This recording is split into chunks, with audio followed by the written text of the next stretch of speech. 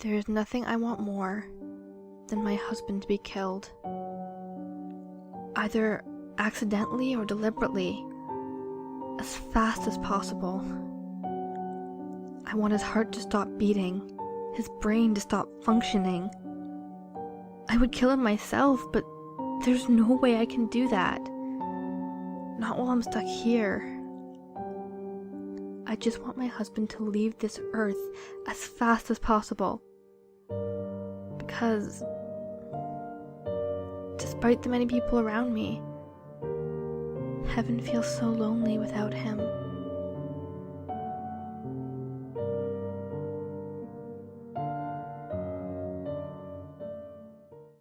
I jump onto my bed and relax in my comfortable sheets. I was going to call her today. I need to call her today. I picked up my phone and dialed the 10-digit number I'd memorized after the first month. Hello? Oh gosh, she answered. Hey Angela, it's me, Daniela. Oh hey, how are you? Her voice was cheery, like she was excited to talk to me. I'm alright, I suppose. I just... Tricked you. Anyway, leave a message at the tone. Sighing, I end the call, holding back tears.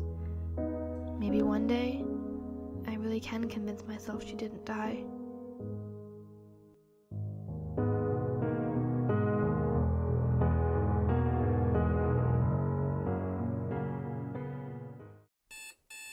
I opened one eye and glared, with blurred vision, at the buzzing alarm clock on my bedside table.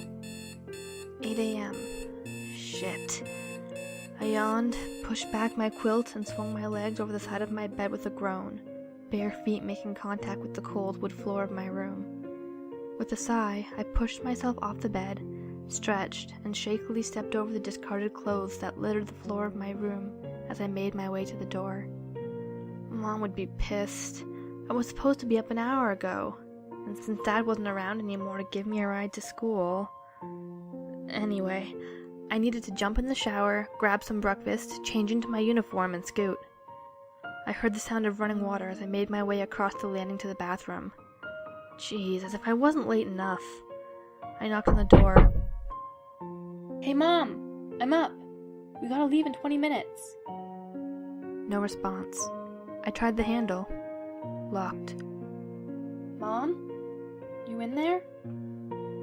Silence. I rubbed my temples before shrugging my shoulders in resignation and heading downstairs to the kitchen. On autopilot, my feet pitter-pattered across the linoleum floor, and I grabbed a loaf of bread out of the cupboard. I glanced up at the clock on the wall. 8:05 a.m. Toast it is. I took out 2 slices of bread and replaced the loaf in the cupboard, eyes drifting towards the counter. There was an empty space next to the microwave. I looked around the kitchen and frowned. Where was the toaster?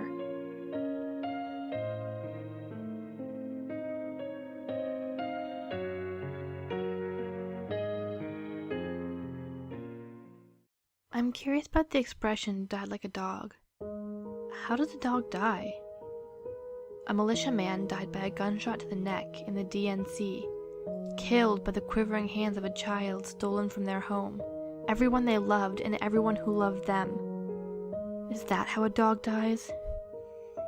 There was a soldier that died on the Somme, when his face was caved in and his brain mulched by the concussive force of an exploding artillery shell.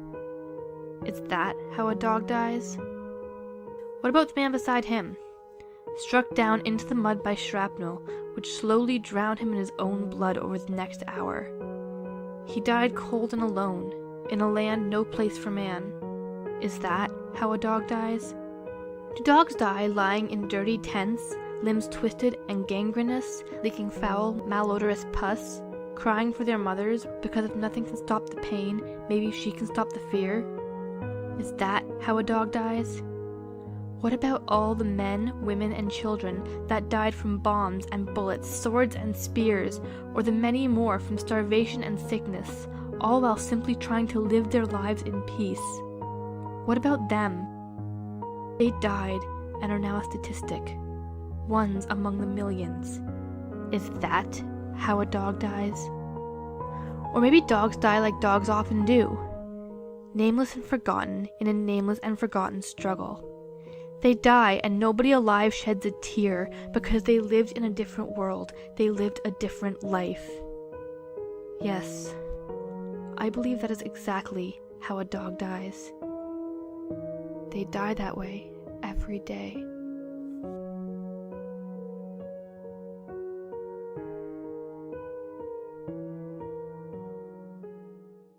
Emily was a little girl. She was going to turn 5 tomorrow, so she was really excited. Her daddy was going to come home early from work today and take the day off tomorrow. Emily was happy about this, to spend time with her dad. And maybe Mommy would be happy tomorrow. Her mother was always sad, always crying or staring at nothing, or just sleeping. Emily always tried to cheer her mom up, but all she did was make her cry. Emily's father always told her that it wasn't her fault, but Emily was still confused. Why was her mommy always so sad? She never knew, but today, she was going to make her mommy happy. Emily had a gift for her, Emily's favorite doll, the one she called Sally. Emily climbed upstairs to visit her mother, who was taking a nap in her room. Emily reached for the doorknob, but it was so high up and she was such a short girl. "Mommy," she said, and she knocked on the door. No response. "Mommy, I have a gift for you," she said, knocking louder. Still no reply. Emily grunted. She then had an idea. She was going to use the stool in her room. She got back to the door and used the stool to reach the doorknob and turned it. Emily saw her mother on the bed and climbed up on with her. Her mother was clutching a paper with words in one hand and a small empty bottle in the other.